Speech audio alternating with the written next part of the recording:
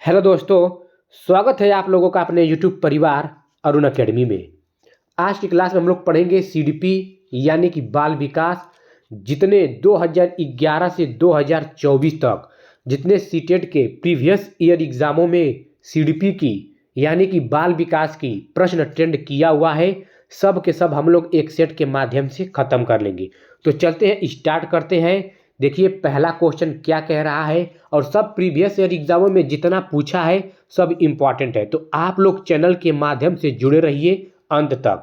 तो देखिए पहला क्वेश्चन क्या कह रहा है, कक्षा में खेल प्रतियोगिता, क्या खेल प्रतियोगिता में हिस्सा लेते समय तनुज अपने दोस्तों से कहता है कि वह भाला फेंकने में हिस्सा लेगा। कौन? तनुज अपने दोस्त से कह रहा है कि भाला फेंकने में हिस्सा लेगा और रस्सी कूदने में उसकी बहन हिस्सा ले सकती है क्योंकि वह एक लड़की है। यहाँ पे बता दिया कि वह एक लड़की है। देखिए यही रूढ़िवादिता को दर्शाता है, और लड़कियां भाला नहीं फेंक सकती हैं, तो यह निम्न को प्रदर्शित करता है या डैश को प्रदर्शित करता है। तो क्या लैंगिक संबंधता को दर्शा रहा है, या लैंगिक समानता को दर्शा रहा है, या लैंगिक समता, या लैंगिक रूढ़िवादिता? तो वो कह क्या रहा है कि वो लड़की है, तो लैंगिक रूढ़िवादिता। तो ऑप्शन नंबर 4 हमारा लॉक हो जाएगा। लैंगिक रूढ़िवादिता होता क्या है? तो लैंगिक रूढ़िवादिता का अर्थ होता है दोस्तों, लिंग के आधार पर किसी भी व्यक्ति को बराबर या समान अवसर प्रदान न किया जाए और मुख्य धारा से वंचित कर दिया जाए, यही लैंगिक रूढ़िवादिता कहलाता है। और एक लैंगिक समानता है, क्या ये लैंगिक समानता है? तो लैंगिक समानता का अर्थ है लिंग के आधार पर भेदभाव न करके स्त्री और पुरुष दोनों के लिए ही समान अवसर और समान वितरण करते हुए मुख्य धारा में जोड़ा जाए। जब स्त्री और पुरुष में जब स्त्री और पुरुष में भेदभाव न करेंगे तो लैंगिक समानता होगा, और जब स्त्री और पुरुष में भेदभाव करेंगे तो लैंगिक रूढ़िवादिता है। क्योंकि क्वेश्चन में देखिए क्या कह रहा है, क्योंकि वह एक लड़की है और वह लड़कियां भाला नहीं फेंक सकती है, तो रूढ़िवादिता को दर्शा रहा है। जितने भी प्रीवियस ईयर एग्जामों में ट्रेंड करेंगे सब उसका निचोड़ हम बताते चलेंगे। ऑप्शन पूरी विधिवत पूरी खत्म कर देंगे। आप लोग प्रीवियस ईयर भी पढ़ लेंगे तो बहुत है आप लोगों के लिए। तो आप लोग बस यही है, ईमानदारी के साथ चैनल के साथ जुड़े रहिए। तो देखिए पहला क्वेश्चन हो गया। दूसरा क्वेश्चन क्या कह रहा है, अपसारी चिंतन डैश जबकि अभिसारी चिंतन, तो किसको दर्शा रहा है? देखिए अपसारी चिंतन कई उत्तरों को प्रोत्साहित करता है, एक सही समाधान पर स्थिर है, जबकि अभिसारी चिंतन क्या है? एक सही समाधान पर स्थिर है। तो बिल्कुल सत्य है, तो ऑप्शन नंबर पहला ही हमारा लॉक हो जाएगा। क्योंकि दोस्तों देखिए अपसारी चिंतन उसे कहते हैं कि मान लीजिए जिसका एक से अधिक उत्तर निकल कर आए उसे अपसारी चिंतन कहते हैं, और अभिसारी चिंतन उसे कहते हैं जो सिर्फ और सिर्फ एक ही उत्तर फिक्स हो। जैसे कि मान लीजिए हम आप लोग को बता रहे हैं अभिसारी चिंतन, अगर हम कह दिए कि उत्तर प्रदेश की राजधानी क्या है, तो अब आप ये बताइए क्या उत्तर प्रदेश की राजधानी अनेक है? नहीं ना, सिर्फ और सिर्फ एक ही तो निकल कर आ रहा है। यानी कि आप रट्टा मार सकते हैं कि उत्तर प्रदेश की राजधानी लखनऊ है। तो अभिसारी चिंतन में आप अनेक प्रकार से सोच नहीं पाएंगे। और अपसारी चिंतन क्या होता है कि जैसे मान लीजिए हम कहते उत्तर प्रदेश के बारे में बताइए, तो आप उत्तर प्रदेश के बारे में जब बताएंगे तो अनेक प्रकार से बताएंगे, मतलब एक से ज़्यादा उत्तर निकल कर आएगा, ज़्यादा आप सोच सकते हैं अनेक प्रकार से, तो वो अपसारी चिंतन होता है। तो यहाँ पे क्या है, अपसारी चिंतन कई उत्तरों को प्रोत्साहित करता है। जैसे बताएं कि उत्तर प्रदेश के बारे में लिखेंगे तो कई उत्तर निकल कर आएगा, और जबकि अभिसारी चिंतन एक सही समाधान पर स्थिर होता है, मतलब एक सही का उत्तर होगा। जैसे उत्तर प्रदेश की राजधानी लखनऊ। तो अब आप लोग को समझ में आ गया होगा कि अपसारी चिंतन और अभिसारी चिंतन किसे कहते हैं। तो हमारा ऑप्शन नंबर पहला राइट आंसर हो जाएगा। चलते हैं नेक्स्ट क्वेश्चन पे। देखिए नेक्स्ट क्वेश्चन क्या कह रहा है, निम्नलिखित में से कौन सा कथन समावेशी शिक्षा के बारे में सही नहीं है? तो यहाँ पे समावेशी शिक्षा के बारे में सही नहीं बताया गया है। तो देख लेते हैं ऑप्शन नंबर पहला क्या कह रहा है, समावेशी शिक्षण का अर्थ है ऐसे तरीकों से शिक्षण जो बहिष्कृत न करे। बहिष्कृत न करें। यहाँ पे दोस्तों देखिए क्या है कि नहीं है, यानी गलत हम लोग को खोजना है। तो बहिष्कृत न करिए तो ऑप्शन सही हो गया, लेकिन हम लोग को गलत खोजना है। समावेशी शिक्षण का अर्थ है उस शिक्षा शास्त्र को अपनाना जो सभी शिक्षार्थियों की आवश्यकताओं का समर्थन करता है। बिल्कुल सत्य है, यह भी सत्य है, लेकिन हम लोग को गलत खोजना है। ऑप्शन नंबर तीसरा देख लेते हैं। एक समावेशी कक्षा भाषा शैली में अंतर को समायोजित करती है और सहयोग बढ़ावा देती है। बिल्कुल ये भी सत्य है, लेकिन हम लोग को निगेटिव खोजना है, पॉजिटिव सब नहीं खोजना है, क्योंकि गलत का गलत पूछा है। यहाँ पे देखिए नहीं है। निश्चित पाठ्यचर्या और मानक मूल्यांकन के आसपास एक ही समावेशी शिक्षा का केंद्र एक ही होता है। बिल्कुल ये देखिए गलत हो गया, तो हमको गलत खोजना था, तो गलत ऑप्शन नंबर 4 हमारा राइट आंसर हो जाएगा। गलत का गलत हो जाएगा, क्योंकि निश्चित पाठ्यचर्या नहीं कर सकते हैं और मानक मूल्यांकन नहीं कर सकते हैं। जब हम लोग पैडागोजी पढ़ेंगे तो आप लोग को एक एक बताएंगे कौन निगेटिव है कौन पॉजिटिव है। तो यहाँ पे देखिए जहाँ मानकीकृत दिखे, जहाँ पुरस्कार की बात की जाए, जहाँ रट्टा मारने की बात की जाए, जहाँ तुलना की बात की जाए, वो सब गलत हो जाएगा। जिस ऑप्शन में ये आप लोग को दिखे तुरंत वो गलत हो जाएगा। तो चलते हैं नेक्स्ट क्वेश्चन पर। देखिए नेक्स्ट क्वेश्चन क्या कह रहा है, अभिकथन क्या है ए। तो देख लेते हैं। शिक्षार्थी जो पहले से जानते हैं उसके आधार पर अपने ज्ञान का निर्माण करते हैं। आर का कारण क्या कह रहा है, आर पैटर्न ढूंढना और पिछले ज्ञान के साथ जुड़ाव बनाने से शिक्षार्थियों को जानकारी को सार्थक रूप से संसाधित करने में मदद मिलती है। तो क्या है, ए और आर दोनों सही है तथा आर ए की सही व्याख्या करता है। बिल्कुल हमारा पहला ही ऑप्शन सत्य हो जाएगा, क्योंकि बच्चे पूर्व ज्ञान और पूर्व अनुभव के आधार पर स्वयं को नवीन तथ्यों एवं नए ज्ञान के साथ क्या करते हैं, जोड़ते हैं। जैसे यदि हम किसी बच्चे को कुत्ते को दिखाकर यह बता दिया जाए कि यह पशु है, फिर उसे जेब्रा दिखाया जाए तो वह बताया कि यह सफ़ेद और काली बताएगा, क्या बताएगा कि सफ़ेद और काली धारा वाली पशु है। इसीलिए कहा गया है कि उसका पूर्व ज्ञान क्या कहलाता है, शिक्षार्थी पैटर्न ढूंढकर पिछले ज्ञान के साथ जोड़कर नए जानकारी का सार्थक रूप से संसाधित करता है। तो वही है कि शिक्षार्थी जो पहले से जानता है उसके आधार पर अपने नए ज्ञान का निर्माण करता है। और तो पैटर्न ढूंढना और पिछले ज्ञान के साथ जुड़ाव बनाने से शिक्षार्थियों की जानकारी को सार्थक रूप से संसाधित करने में मदद मिलती है। तो वही है कि ऑप्शन ए और आर दोनों सही है तथा आर ए की सही व्याख्या करता है। बस आप लोग चैनल के माध्यम से जुड़े रहिए, हर एक ऑप्शन का हम निचोड़ बताएंगे जो आप लोग के माइंड में एकदम बैठ जाएगा और यही आप लोग को क्वेश्चन में देखने को मिलेगा। तो चलते हैं नेक्स्ट क्वेश्चन पे। देखिए नेक्स्ट क्वेश्चन क्या कह रहा है। देखिए अभिकथन ए क्या कह रहा है। देखिए कथन वाला बहुत आप लोग देखिए 2-4 ठो प्रैक्टिस सेट आप लगाएंगे हमारे चैनल से, जैसे हम बता रहे हैं, तो आप लोग को आइडिया लग जाएगा कि कथन क्या कहना चाह रहा है। तो बस आप लोग ईमानदारी के साथ जुड़े रहिए और हर एक प्रश्न को हम मोह बना देंगे। तो बच्चों द्वारा बचपन अलग अलग संस्कृतियों में अलग अलग तरह से अनुभव किया जाता है। ठीक है। कारण आर क्या कह रहा है, बच्चों का विकास सार्वभौमिक है। क्या बच्चों का विकास सार्वभौमिक होता है? नहीं। तो यहाँ पे क्या होगा, ए सही रहेगा और आर गलत हो जाएगा। तो ए सही है किंतु आर गलत है। किस ऑप्शन में है, तो ऑप्शन नंबर 3 हमारा राइट आंसर हो जाएगा। तो कुछ इसके बारे में हम लोग जान जाते हैं। देखिए इसमें कथन में अलग अलग संस्कृतियों में अलग अलग तरह से अनुभव, यहाँ पे बच्चों के बचपन का संस्कृति से बताया गया है। तो संस्कृति जो धर्म, भाषा, क्षेत्र, पर्यावरणीय, भौतिक एवं सांसारिक, विकासात्मक अन्य कई कारकों द्वारा विभाजित होते हैं। जब बच्चे क्या होते हैं अपने इन्वायरमेंट में, कक्षा में, संस्कृति से एक दूसरे से क्या होते हैं, विभाजित होते हैं। तो वही है कि जिनके अलग अलग तरीके से अपना बचपन जीता है जो बच्चे, मान लीजिए आपका बचपन अलग से जीते हैं, कोई आपके दोस्त मित्र होंगे वो अपना अलग से जीते हैं। तो वही है कि सभी बच्चों में पूर्ण रूप से नहीं होता है, जो समान रूप से एक दूसरे के साथ सीखते हैं, जो संस्कृति का अनुभव करते हैं। तो यह कई भौतिक एवं विकासात्मक कारकों पर निर्भर करता है। तो यहाँ पे ए सही हो जाएगा और आर गलत है, क्योंकि यहाँ पे देखिए आर दिया है कि बच्चों का विकास सार्वभौमिक है।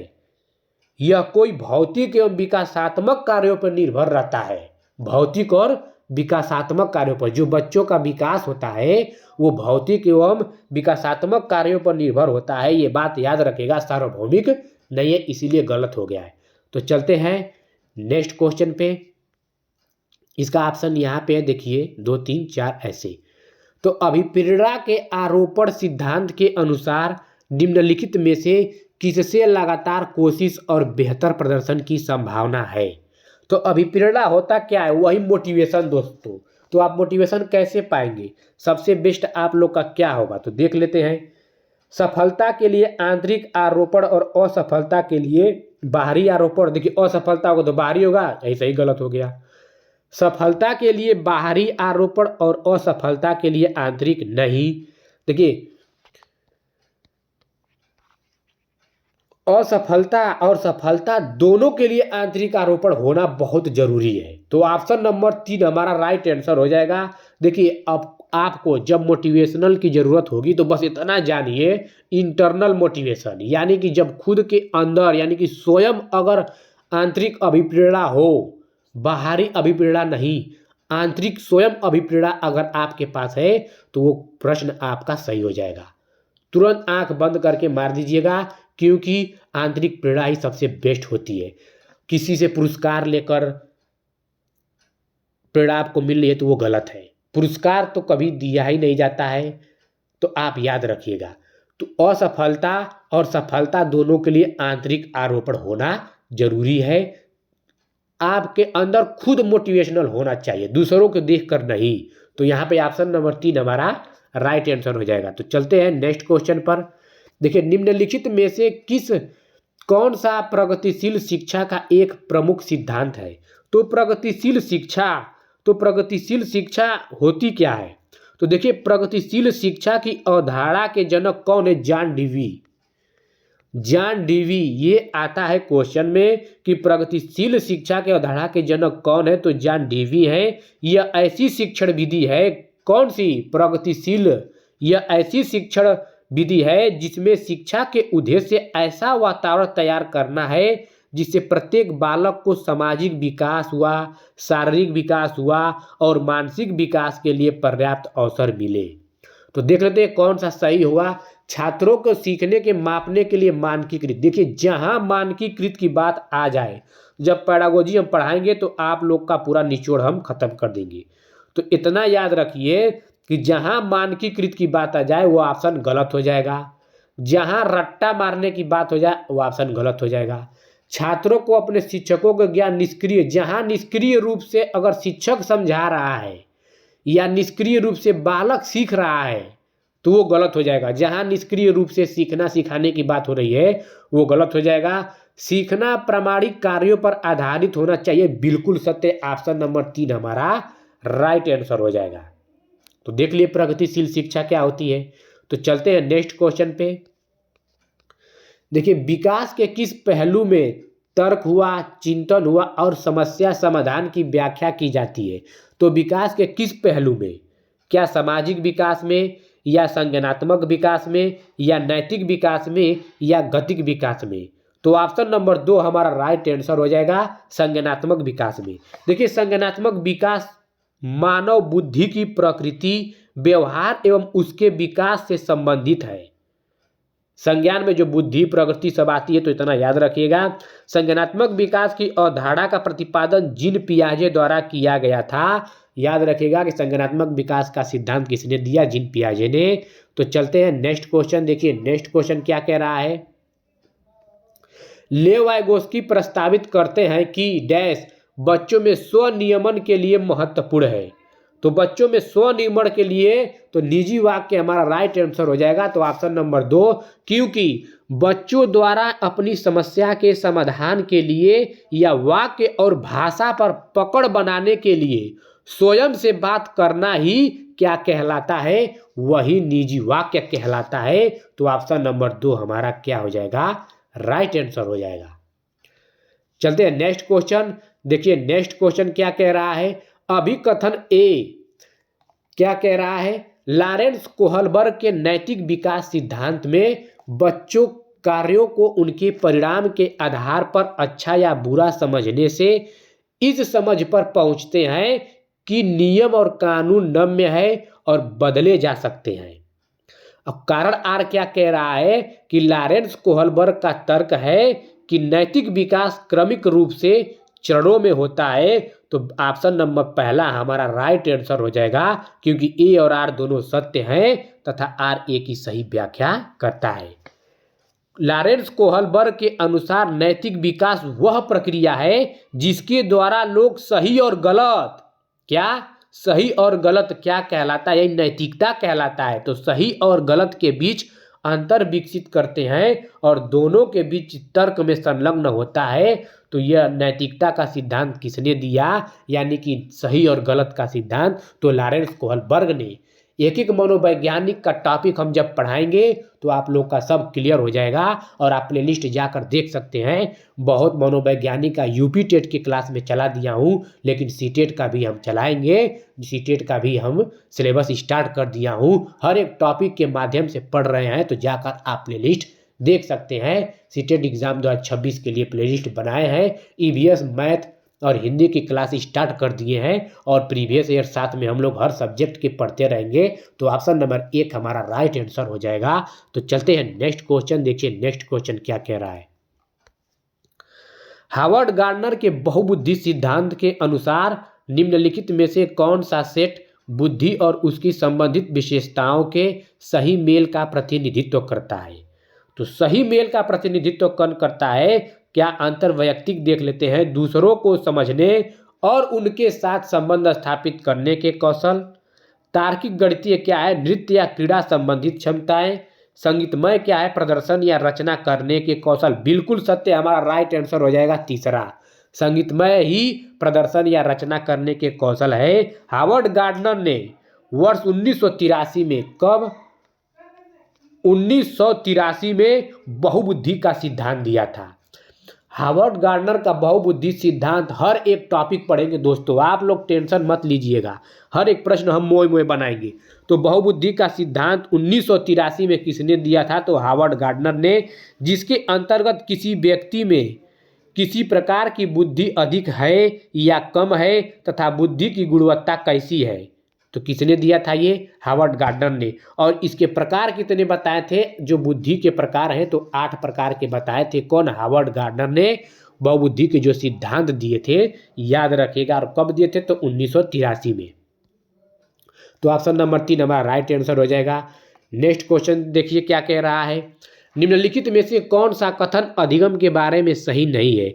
यहाँ पे अधिगम के बारे में सही नहीं है, तो अधिगम होता क्या है वो हम लोग जान जाते हैं। देखिए, नए ज्ञान को ग्रहण करना तथा विभिन्न प्रकार के एकत्रित ज्ञान, व्यवहार कौशलों, मूल्यों तथा जानकारियों को संसाधित करना अधिगम या सीखना कहलाता है। अधिगम को ही सीखना कहते हैं। तो देख लेते हैं इसमें से कौन सा सही नहीं है। अधिगम शिक्षार्थी के पूर्व ज्ञान पर निर्भर करता है, बताइए। अधिगम शिक्षार्थी के पूर्व ज्ञान पर निर्भर करता है, ये बिल्कुल सत्य है।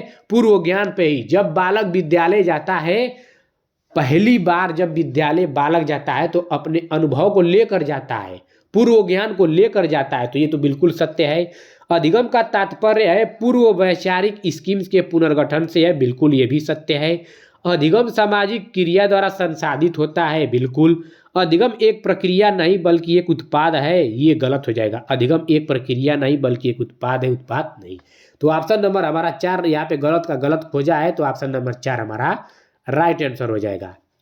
नेक्स्ट क्वेश्चन क्या कह रहा है, निम्नलिखित में से कौन सा कारक समस्या समाधान को बढ़ावा देता है। तो समस्या समाधान को बढ़ावा देता है, हम क्या बताएं आप लोग को, कि जहां आप सारी चिंतन दिखिए उसके अनेक प्रकार से उत्तर निकलेंगे, अनेक प्रकार से आप सोचेंगे समझेंगे, समस्या होगी। तो ऑप्शन नंबर पहला हमारा राइट आंसर हो जाएगा, अपसारी चिंतन। नेक्स्ट क्वेश्चन क्या कह रहा है, देखिए, कोहलबर्ग के नैतिक विकास सिद्धांत के अनुसार किस स्तर पर बच्चे आत्म केंद्रित होते हैं और किसी कार्य को करने में अपना ही लाभ देखते हैं।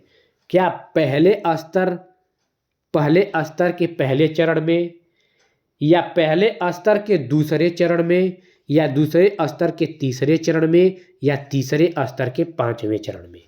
तो ऑप्शन नंबर कौन सा सही होगा? तो ऑप्शन नंबर हमारा दूसरा राइट हो जाएगा। पहले स्तर के दूसरे चरण में कोहलबर्ग के नैतिक विकास के 3 प्रमुख स्तर हैं, प्री कन्वेंशनल है और कन्वेंशनल है और उसके बाद से पोस्ट कन्वेंशनल है।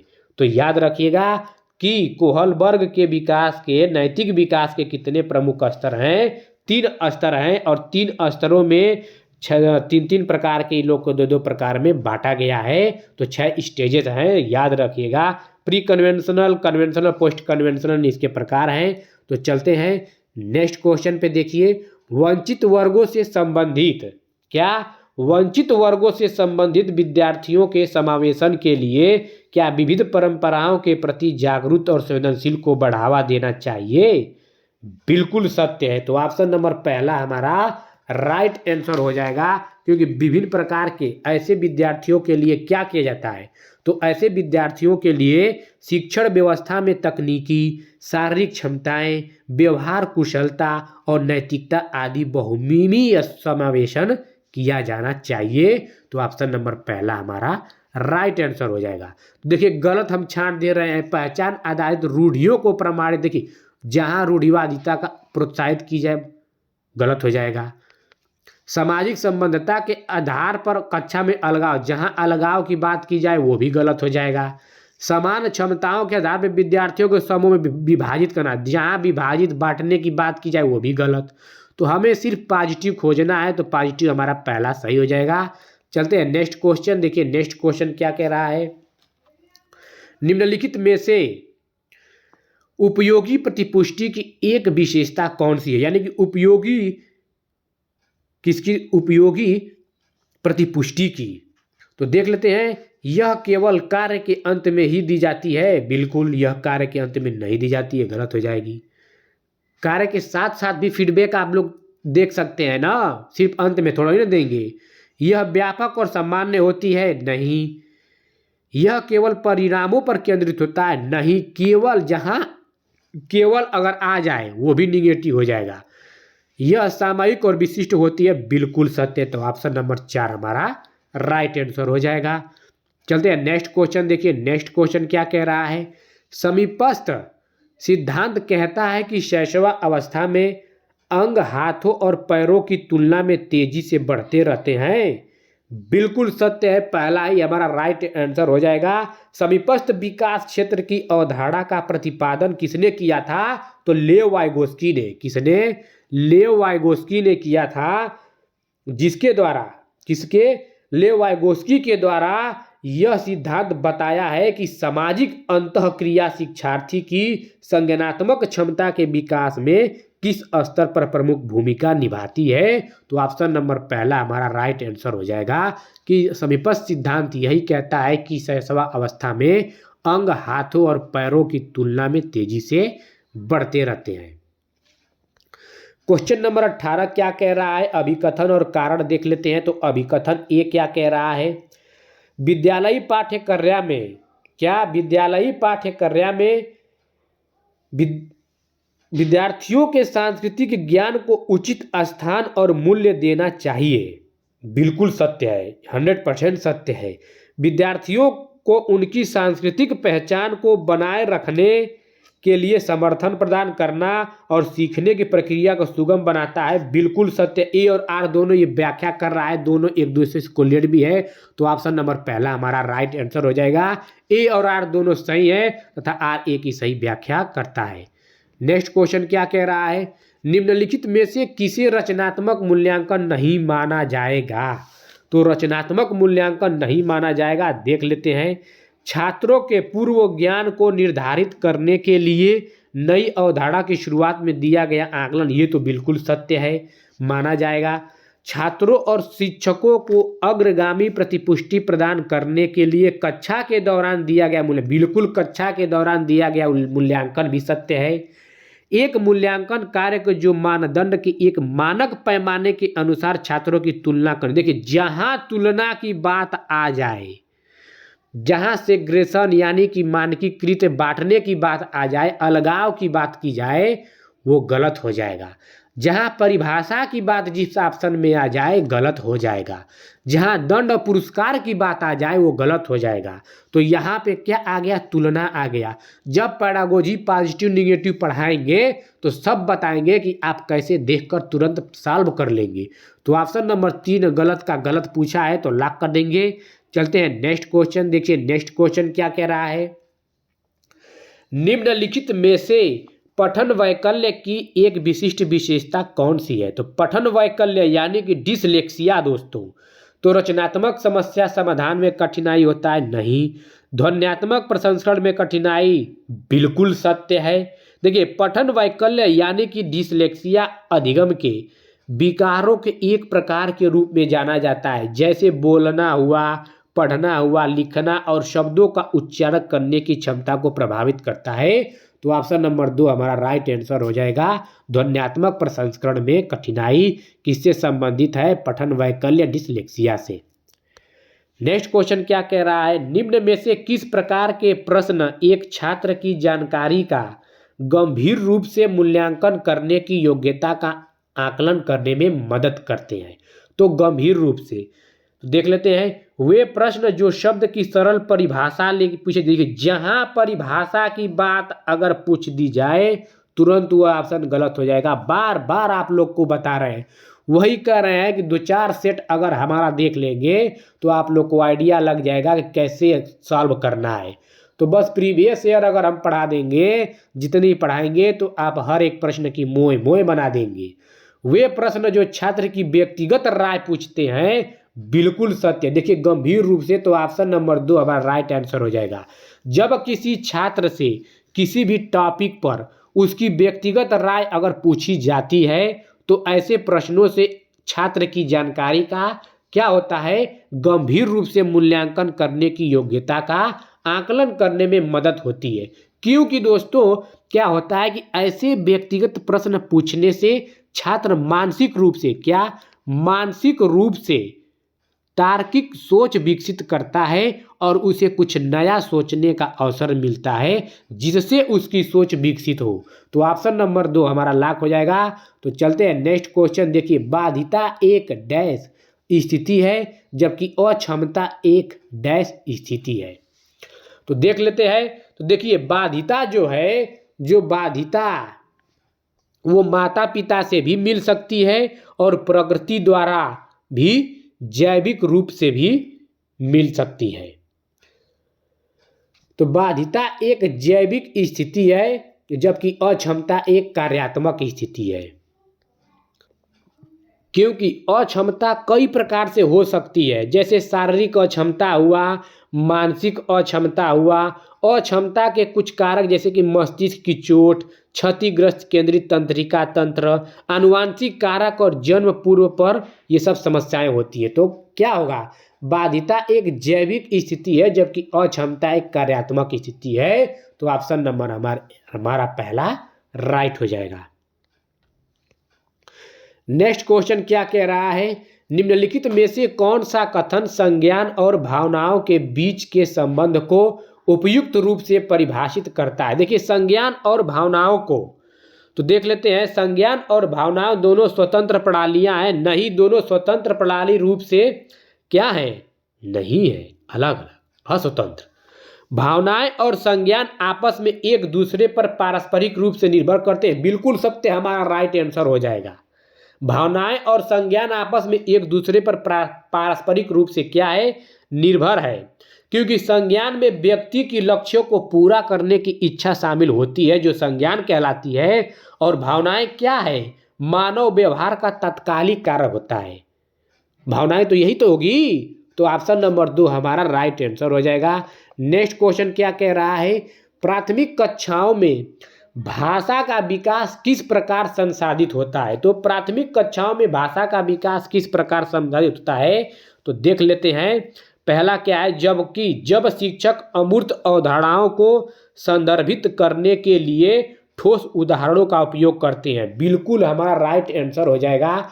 मान लीजिए प्राथमिक कक्षा का कोई बालक है, अगर उसको अमूर्त चीज़ें, अमूर्त किसे कहते हैं, देखिए अमूर्त क्या है, ये अमूर्त क्या है, अमूर्त चीज जो दिखाई न दे, तो उसको अमूर्त चीज अगर हम पढ़ा रहे हैं तो अगर उसी को बताने के लिए कोई ठोस वस्तु हम दिखा कर अगर पढ़ा रहे हैं, जैसे कि प्रतिरूप चार्ट्स हुआ, तकनीकी विवरण, कहानियों, वस्तुओं, छवि और मॉडल के रूप में प्रदान करते हैं, तो वही ठोस के रूप में प्रदान करते हैं। तो ऑप्शन नंबर हमारा पहला राइट आंसर हो जाएगा।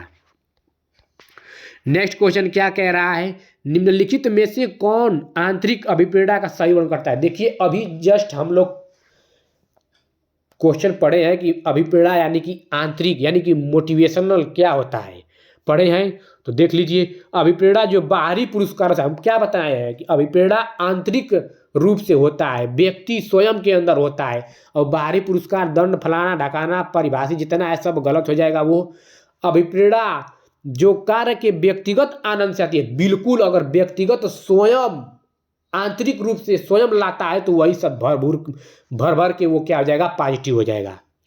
देखिए अभिप्रेरणा जो दूसरे के साथ, देखिए जहां प्रतिस्पर्धा की बात की जाए तुरंत गलत हो जाएगा, किसी से तुलना, प्रतिस्पर्धा ये सब नहीं करना है, तुरंत वो, जहां दंड, पुरस्कार, परिभाषा की बात की जाए तुरंत गलत हो जाएगा। तो अभिप्रेरणा जो कार्य के व्यक्तिगत आनंद से आती है वही हमारा राइट आंसर हो जाएगा दूसरा। चलते हैं नेक्स्ट क्वेश्चन पर,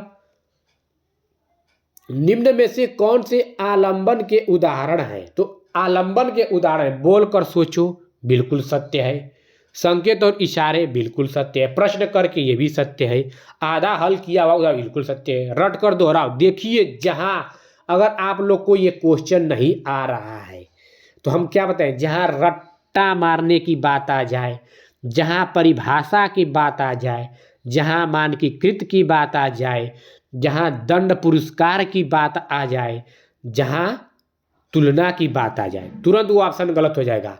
रट का दोहरा आ गया, ई काट दीजिए, तो ई तो इसमें से हट गया। तो अब देखिए ये बिल्कुल सत्य, जहां ये सब पॉजिटिव है ना, लड़कों के लिए ये सब पॉजिटिव का काम कर रहा है, तो ABCD हमारा सही हो जाएगा।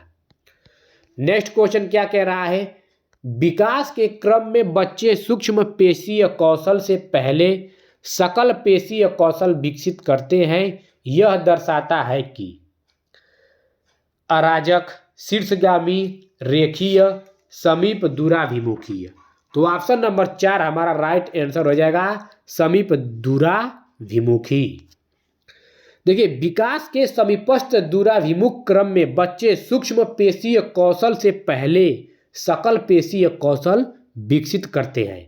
बच्चों का विकास एक निश्चित क्रम में होता है तथा बच्चों के विकास का क्रम सामान्य से विशिष्ट की ओर चलता है। कैसे सामान्य से विशिष्ट की ओर चलता है, तो ऑप्शन नंबर हमारा समीप दूराभिमुखी होगा। नेक्स्ट क्वेश्चन क्या कह रहा है, जीन पियाजे के संज्ञानात्मक विकास के सिद्धांत के अनुसार निम्नलिखित में से कौन सी क्षमता मूर्त संक्रियात्मक सोच को पूर्व संक्रियात्मक सोच से अलग करती है।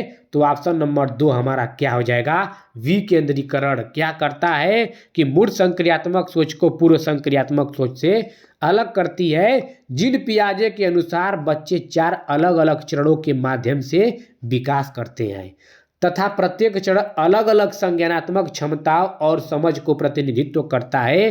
तो जीन पियाजे ने कितने चरण बताए थे, 4 चरण बताए थे। तो ऑप्शन नंबर हमारा क्या होगा, विकेंद्रीकरण हो जाएगा। मूर्त संक्रियात्मक सोच को पूर्व संक्रियात्मक सोच से अलग कौन करती है, तो विकेंद्रण करती है।